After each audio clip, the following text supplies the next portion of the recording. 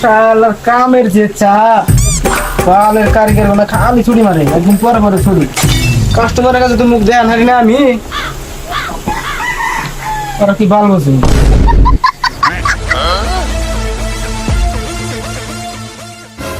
আইলো মহাজন আইলো, আর আমি তো কারিগর। এত কিসের কথা? কাম চোদ্দায় পয়সা নেই তো, বাংলা পয়সা দাও না। তখন হাতে বান কবে কত কে পারলাম, মহাজন বেলা বালের দাম দশ কাম কর। কাম দিবা না, না করে দাও।